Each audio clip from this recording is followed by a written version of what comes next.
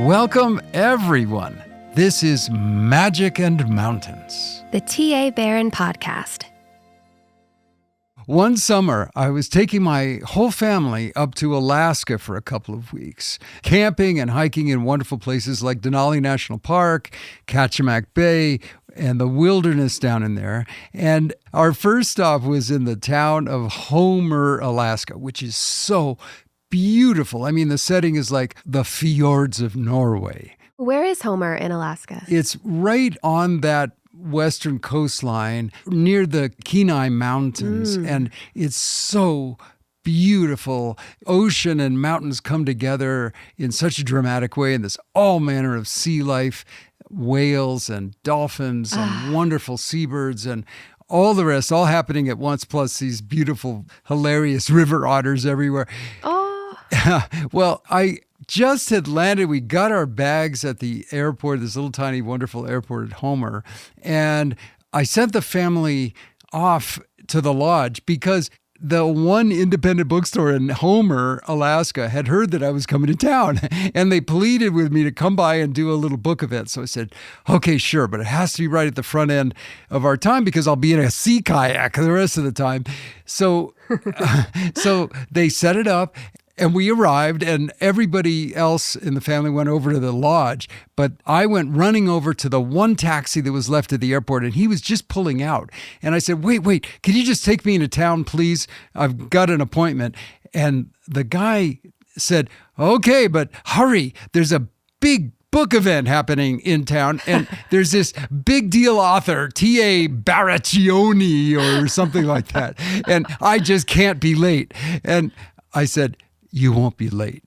And he turned around and he said, what makes you so sure? And I said, trust me, you won't be late. So we got to the bookstore and the store owner comes and greets me and then introduces me as T.A. not Baraccioni, but something else. And I still remember the face of that taxi driver standing toward the back with his arms crossed and a total knowing grin on his face, looking at me. He knew. It was really fun, just to let it be a surprise. Did he end up talking to you after the show or circle back with you at all? Yeah, he actually gave me a lift over to the lodge and he asked me to sign his book, which was really fun. Oh, awesome. So, you know what? That's the kind of story that I'll be sharing in this episode today. And I want to back up before telling my favorite book tour stories, which are in fact crazy, funny, and all true. I'd like to just set the context by saying how much it really is humbling to have this job, to share stories with people all around the world, stories that seem to really just cross all of the boundaries that we human beings set up to separate ourselves from each other. Yeah, exactly. And it doesn't matter. When you're in a storytelling setting, you are audience and storyteller. You are co-creating this wonderful imaginary moment and place, and characters and ideas are alive. And it doesn't matter what language is your native tongue, right, or your culture or religion or location. And in fact, that goes across time too. That's why the stories from 1,000 years ago or 2,000 years ago are still very much alive. So anyway, it's always a very humbling thing to be part of that craft. And I also feel like the job description of the wandering storyteller hasn't changed much over all of those centuries. The wandering bard, you know, who in medieval times would come into a village pulling his donkey and then tell some stories, sing a few songs, play on his lute perhaps, do a little juggling, whatever. Today, it's the same thing, except I'm not pulling a donkey. I'm just pulling my carry-on luggage. And unfortunately for the folks in the audience, I don't know how to juggle. So, but everything else is very, very similar. Yeah, and I feel like it makes this huge world so small. It makes it feel small. You come into a town that you've never heard of, and here you are in conversation with your taxi driver because of your book and because of the connection to the story. That's right. That's right. Everybody is part of that co-creation. It's a beautiful happening. Yeah, agreed. Can you tell us some stories about your early book events when you were just starting out? Sure. The common theme there was that too often nobody showed up, which is also humbling in a different kind of way than I was talking about. But no, I did have a couple there where there were 0 people in the bookstore. There was one where even my host took a coffee break and left, and I was sitting there by myself. So there we go. But heck, it was a bookstore, so I could do a little browsing. Anyway, at the very beginning of my career, a wonderful thing did happen, which was Madeline L'Engle, that wonderful author, offered to introduce me at a book event at a children's bookstore in Lower Manhattan called Books of Wonder. Wow. Quite the honor for an author just starting out. That's amazing. It was a huge honor. And because Madeline L'Engle was introducing this new guy that nobody had ever heard of, some people came. Right. But I should also tell you that just to make absolutely sure, maybe because they had heard about my events where nobody came, the bookstore offered free donuts to anybody who walked in the door. That trick still works. Yeah. Yeah, no, definitely. So it was a wonderful event, actually. And that's the event from which the marvelous fabric butterfly that's on my ceiling here in my writing room came from. It was their window display when I was reading from my very first book, Heartlight. And Madeline gave a great introduction. We had a wonderful conversation. And of course, everybody cleaned up those donuts. So it was a good first event. Now, just on the heels of that, I literally just came back to Boulder, Colorado, and the next day walked into my local favorite independent bookstore, and there on the shelf, yes sirree, there was a copy of Heartlight. And exciting. I saw it there having, still flush from all the adrenaline of having this wonderful event and all the excitement. And I saw at that point the store manager walking past, and I said, "Hey, take a look. This is my book." And I pulled the copy of Heartlight off the shelf and I showed it to him proudly like it was a newborn baby. And I said, "So, I just came back from my first book event back east, and lots of people came. And anyway, I wonder if you'd like me to sign this for you." And he looked at me just with a cold stare, and he said, "Sign the book? Why would I want you to do that?"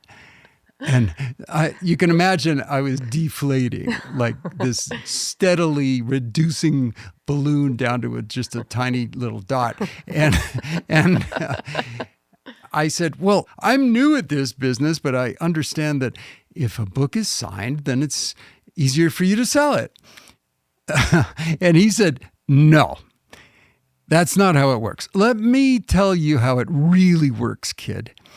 He said, "When you sign that book, then when nobody buys it, I can't send it back to the publisher. They won't take it. So I'm stuck with it." Quite the optimist there. Right. So I will confess that after he walked off, I did pull out my pen and I just might have happened to sign that book. Anyway, I wasn't going to leave any book unsigned anywhere. In fact, I have often thought at the end of my book tours, after having come home from 5 or 6 weeks of signing books, many events a day, that, I literally have probably signed 10, 12,000 copies of my books. Wow. And I come home and I realize, you know what? The rare and valuable copies now are not going to be the ones that have T.A. Barron scrawled on the title page. The rare and valuable ones, the ones that'll go for a big price on eBay or whatever, are the very few I didn't sign. There might be 1 or 2 of them out there someplace. That's hilarious. How did I miss those? But somewhere in Tallahassee, Florida, there's a copy that I never got to sign. So do you still visit that bookstore here in Boulder 20 years later? What happens now? Well, I will say that the last several times I've done book events there's probably been 300 people who showed up. Wow. So it's a different world. And I really love it. I really appreciate it. I love those folks. I really do. And their questions are so thoughtful and meaningful. It's a fun time. What a journey. Yeah, it's been a journey.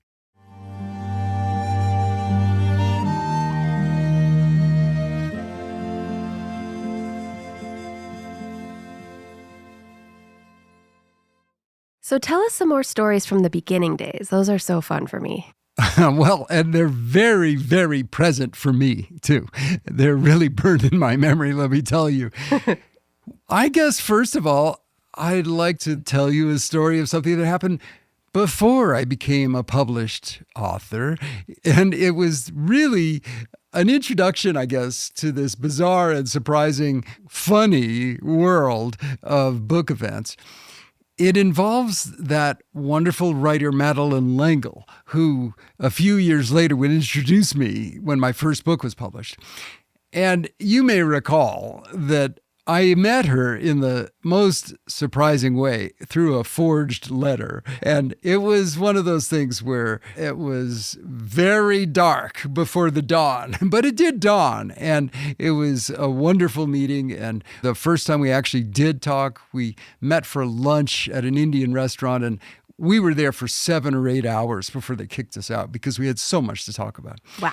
Well, after we began to get to know each other and she understood more about my struggles to be a writer and the fact that I had received more than 30 rejections for that first novel that I had written and really had no reason to think I could actually do it. And yet I was so torn because the most fun and meaningful time of my day was that early hour or hour and a half before the day really began, when I'd get up at 4:30 or 5 and sit at my little kitchen table in the New York City apartment where I lived to write stories about the people I had met or the bizarre story idea I had that night, or to describe the birds at dawn in Central Park, or to write a poem, a love poem perhaps. Anyway, I loved those moments. Then I went, shaved, cleaned up, got my suit on, and went to the office. So I was very well aware that every time I left for work, I left a huge part of my heart and wanted to come back to that place. Madeline understood that, and she really encouraged that writer in me. And there was one point where I confided in her, I really want to be a writer. I really, really want to be a writer. And she replied, looking me right in the eye, Tom, you are a writer, just not a published writer. That was a linchpin moment. And right after that, she invited me to join her on a silent retreat that she was doing at a monastery on the Hudson River called the Holy Cross Monastery. How neat. Yeah. And as you might know, the rules of a silent retreat are very simple. No talking. Ever. And so people came with all kinds of things on their mind. There were people who were struggling for whatever reason in their lives. There were people who really just needed a time away and wanted to walk soulfully in those woods around the monastery. And there were people like me who had the possibility of a creative spark that they wanted to encourage and to flame somehow. And Madeline was at this retreat as well? Yes, and she was the host, which meant that she was the only speaker. Oh. So every morning she would read to us from some passage in her book or some passage in the Bible or some passage of great literature that had inspired her. And then the rest of the day, silence. And the monastery was really adept at making sure that there were no interfering phone calls, no cell phones, nothing to disturb the people who were there for their silent retreat. They really treated it with that respect. Meanwhile, I was working in a business where my partners and I had agreed we would always know how to reach each other in case it was an emergency. And it had never happened, but we always left a phone number with our secretary or somebody for the weekend. So I'd leave the phone number of an inn in Vermont or wherever I happened to be going, a friend's house. Well, this time I left the number of the Holy Cross Monastery, not thinking anything about it. It would never be used. But that was the weekend that one of my partners, who was totally focused on the business, and I will add, had not much of a sense of humor. He decided there was an emergency, and he called. Oh, no. And on the phone duty that day was a very nice man whose name was Brother Boniface. So when my partner called in a tizzy and said, "Is Tom Barron there? Wherever you are. I need to speak with him." Brother Boniface answered very calmly, "Let me look at the guest list." And then he saw my name and he said, "Ah, yes, Thomas Barron. He is with us now." So my partner says, "Us? Who is us?" And Brother Boniface answered, "We are the Brothers of the Holy Cross." Now, my partner, not to be deterred, said, "Well, I don't care who you are. I need to speak with him right now." And Brother Boniface took a deep breath and said, "I am sorry, but he is on silent retreat, and he is speaking with no one but God." Wow. Apparently, at that point, according to Brother Boniface, later on, he told me, there was a dial tone.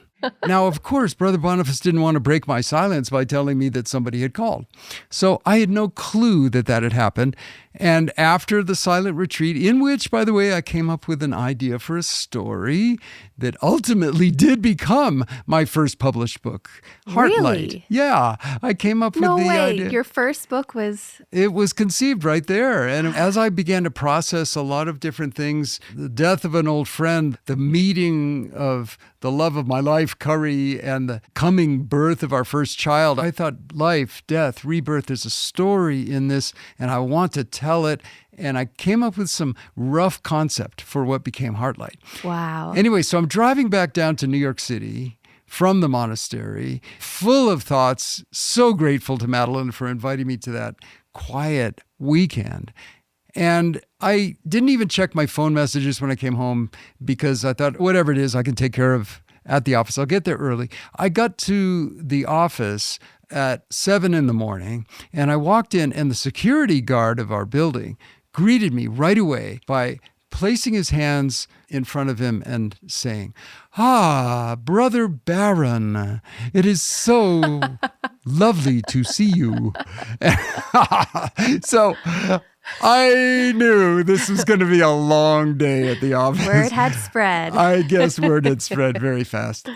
That was the beginning of my emergence as a writer. That's beautiful. I forget who I heard this from, but something I heard that I loved was, for great creativity, you have to be unreachable to the outside world. And that fully validates that statement. True. In fact, I think in this day and age where all of those intrusions have multiplied and there are so many distractions Yes. all the time, it's really important to be disciplined about enforcing that idea. Giving yourself time, space, whether it's at your desk or in your kitchen or having a quiet walk outside. Mm-hmm. Give yourself that space. And the first thing that happens for me is I take a deep breath. And the second is that I go more present. Also, I can hear myself, my inner self. And that's when magic happens. I completely agree. So Brother Boniface, I will tell you, was invited to my first book event at Aww. Books of Wonder. And I still, absolutely, I remember him standing there with his robes and everything and smiling. And it was great to be able to speak to him afterwards and say how grateful I was that he had not told me about that phone call. And this is what had happened. Incredible.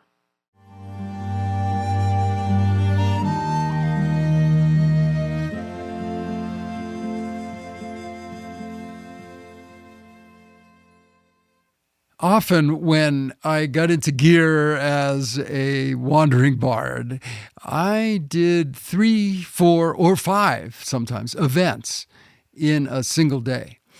And I would just be at the hotel long enough to catch a quick night's sleep, maybe get up in time to go for a quick run. but then scoot off and catch the first morning flight to Little Rock, Arkansas, or wherever it happened to be for the next day's events. Because my attitude was, if I have to be away from my family at home, which is the place I most love to be, then I might as well work as hard as I possibly can and reach as many people as I can. So every year, Carolyn, I would do more than 100 events a year, sometimes 100? more than 150 often, for 27 years straight. Oh my goodness. I can't even imagine. That's a lot. It must have been hard to travel that much, just being away from your family for so long. Yeah, it was. I saw a lot of airports, but I always loved being there. It was the getting there that I didn't love so much. When I was there with the people, wherever they were, in Frankfurt, Germany, or in Modesto, California, or wherever it happened to be, it was wonderful. Let me give you one example. One day, at the very end of a long day, I think this was my 5th, possibly my 6th event that day, I was really tired. I was in Rhinebeck, New York, and I hadn't eaten since a little scrap at breakfast.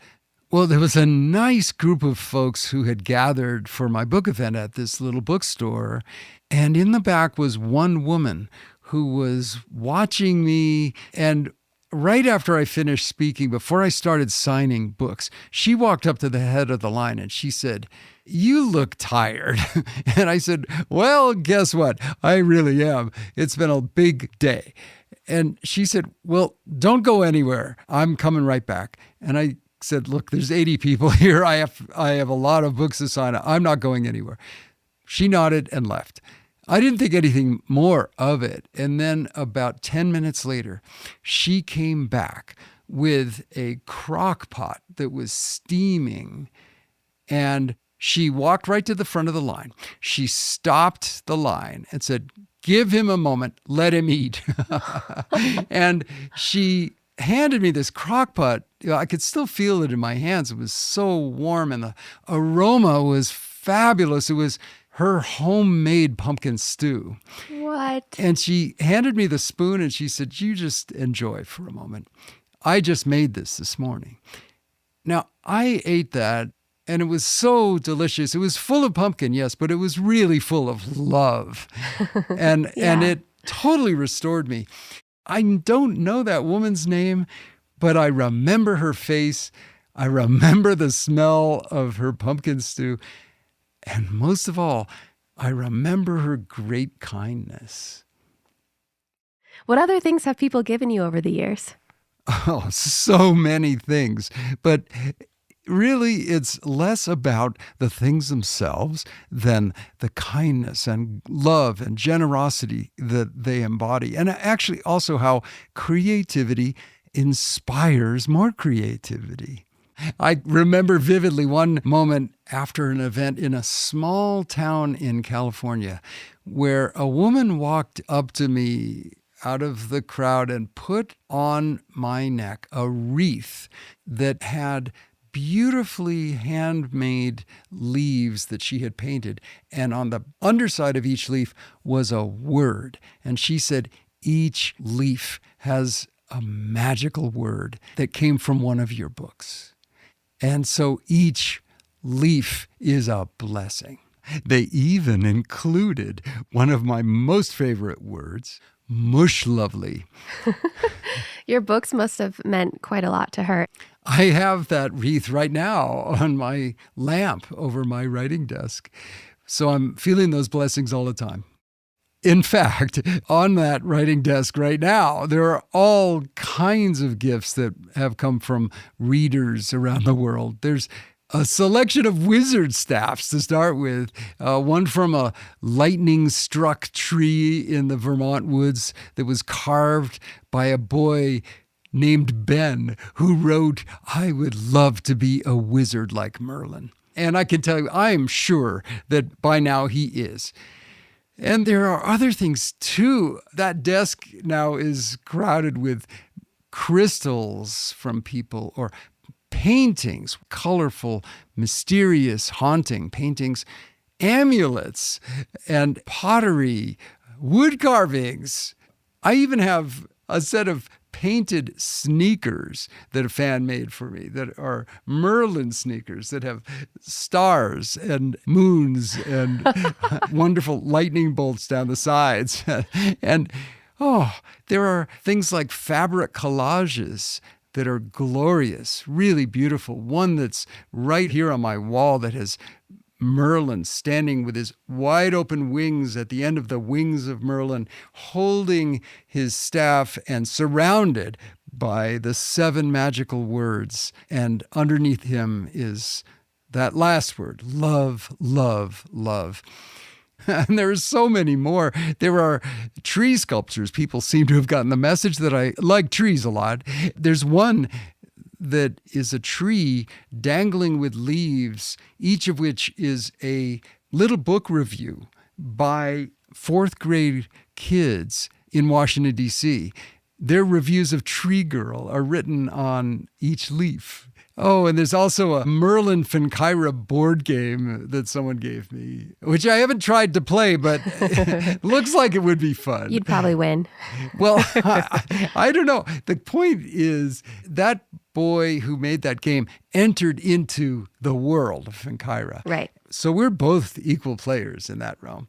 I also have lots of songs you'd be glad to know, Carolyn. Recordings that were made by readers inspired to write a song or a poem or a play, or send me a video that they've made from readers from all around the world. I even have a wall-sized backdrop for a school play that was based on the Merlin saga. Yes, Merlin the musical. Where was that from? It was an elementary school in Falls Church, Virginia that did it. And I went to see their final show. And they gave me this wonderful backdrop. It is now hanging on the wall above the stairs in our house. Creativity all around. Sometimes when people can't come to an actual book event, they mail me things. Like a couple of years ago, I got a box from Africa, and it contained an ebony sculpture from someone in Guinea of a man reading. It's so beautiful and evocative. I'm looking at it right now. It's about the power of stories. It's so wonderful to have the whole world almost in your writing room. Can you tell us some more stories about your tours around the world? Sure.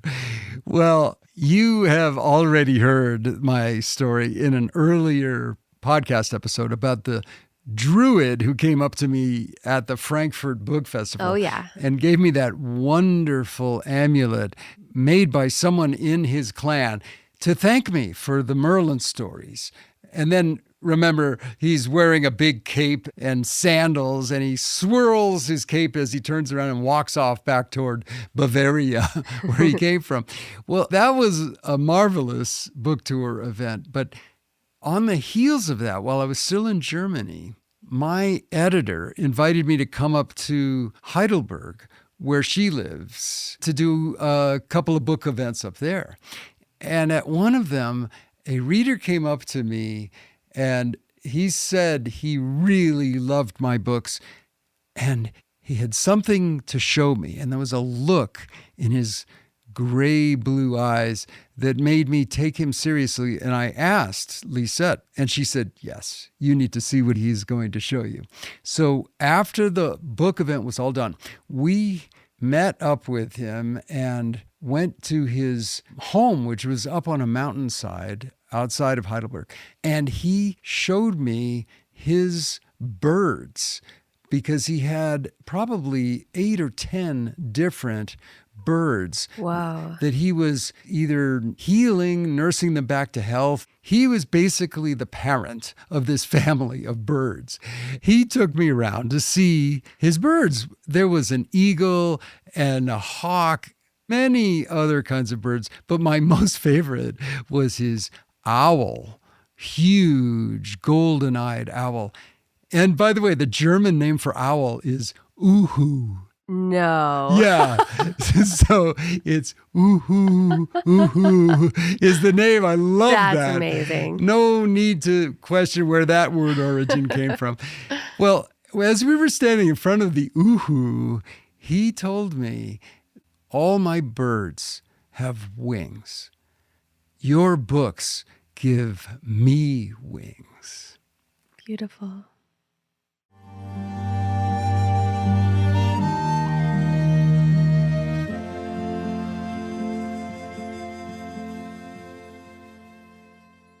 Let me tell you another story from a whole different continent. When I went to Japan, where the books have been very popular, in part because they have been brilliantly translated. And when a book is well translated, it truly goes to the heart of people of a different language and culture. And that's what's happened in Japan. Plus, they have glorious covers. Well, when I was over there, I actually met that wonderful translator, which was terrific. We had a lovely cup of tea together. And I also met a reader who came up to me and said very seriously, "Your books make me feel like a fish who swallowed the ocean." Now, I still am not 100% sure what he meant by that. I think it was a good thing. I think it's a great thing. I think maybe it's a great thing, but I'm not sure how I'd feel if I swallowed the whole ocean. Anyway, but I'm still pondering that comment. Now, sometime after that, I was lucky enough to go back to a wonderful part of Japan, the island of Shikoku, where I had spent several weeks after college working as a roof thatcher in a little tiny village. While I was there, I earned the name Ochaku Choi, which roughly translated in Japanese means honorable butterfingers. There was one woman in that village. Takamoto-san was so kind to me. She would always sneak me extra rice cakes because I was so much bigger than anyone else in the village. And she would let me use her family's Japanese bath to clean off after every day because I had the job of knocking the soot and lice out of the old thatch so that we could recycle it and use it again because no one grew new thatch anymore in Japan. Yeah. So as this wondrous construction was happening and the spaces in the ceiling were filled up by layers and layers of thatch and 7 different kinds of bamboo. I learned all those names of all those words of bamboo, which gives me a little handle on the Japanese language, but it wouldn't be very useful to me if I were on the streets of Tokyo. No. But Takamoto-san was really lovely. And at the very end, when it was time for me to leave, everyone in the village gathered round and waved to me as I walked down the trail to the once-a-week bus. It was such a marvelous parting. And I remember vividly Takamoto-san looking me in the eye as she waved a white kerchief and saying, "You must come back. You must." And I nodded and said, "Of course, I will." Well, time went by, life got rolling, and you know what? 40 years went by. So finally, I'm back in Japan again. And I went back to the town. And when I got there, in front of the house where Takamoto-san lived, the place where I had taken those Japanese baths, there was an elderly woman who was sweeping off the steps with a handmade broom. And I walked over to her, and she at first looked at me in surprise and probably shock, thinking, who is this big, tall guy? And I took out the picture that had been taken of the two of us with her mother standing by us. And I pointed to her and said, "This is you." She nodded, and I pointed to me, this young dude with a backpack standing next to her, and said, "This is me." And she looked at it and looked at me, and she suddenly burst into tears. And so did I. Oh, it was such a moment. Amazing. It was one of those full circles. It was just so beautiful. But I wouldn't have gotten there without the books. And I wouldn't have had that opportunity to tell those stories in the books without the experiences like that and the kindness of people like Takamoto-san.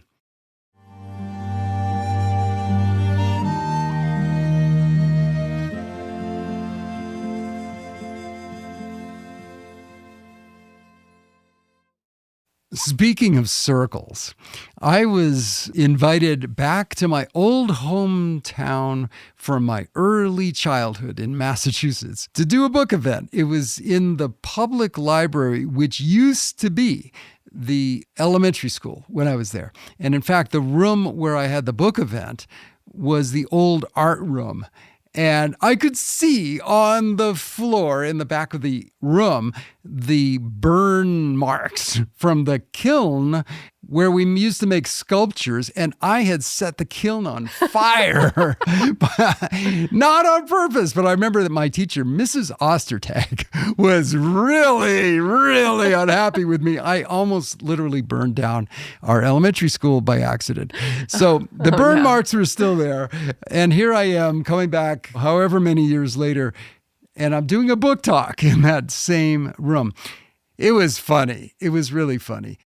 So at the end of the event, an old fellow who had been sitting in the front row came up to me with his cane and bright-eyed looked at me and said, "You don't recognize me, do you?" And I said, "No, sir." And he said, "Dr. Benjamin Harris, at your service." And I realized Dr. Harris, he was my first doctor. This is the guy who had helped me through measles and mumps. And Dr. Harris, standing right there, then 96 years old, said, "You know, I was worried about you back when you had the measles, but you got past that. And since then, you've done all right." So he had forgiven you for almost burning down the school. Yeah.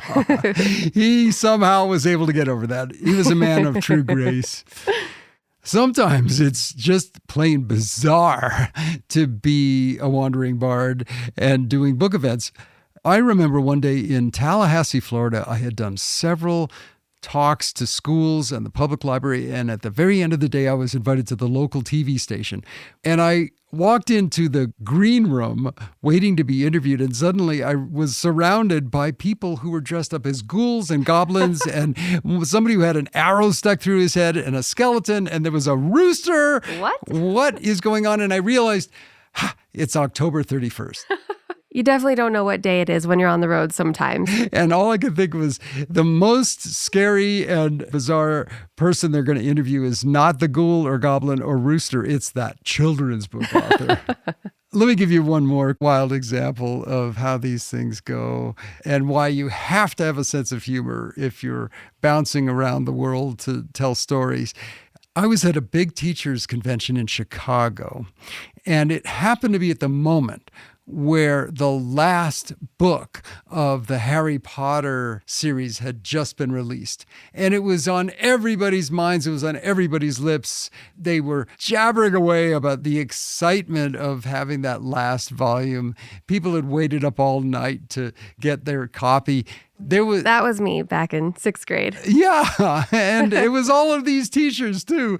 And I mean, literally thousands of them. And there was an airplane, I remember, flying overhead as I entered the hotel that was dragging a banner that said, "Harry Potter."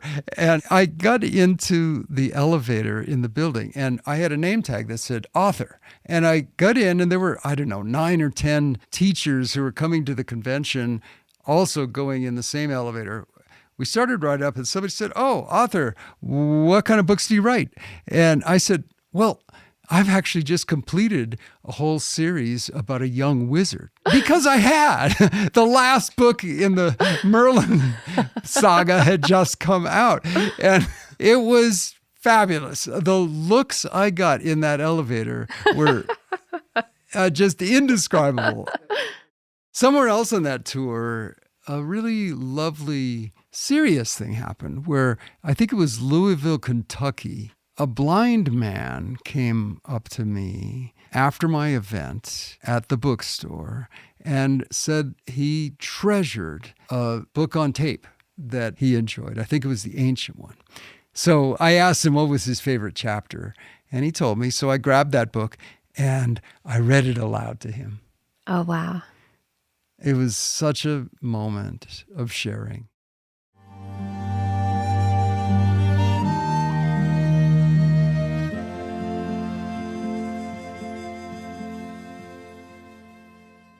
Not all book events are warm and fuzzy, though. I have already told in an episode in season 1 the story about an Ohio girl who came up to me and said after an event that the stories that I tell and people like me write stories about are just fairy tales, that in real life, kids don't mean squat.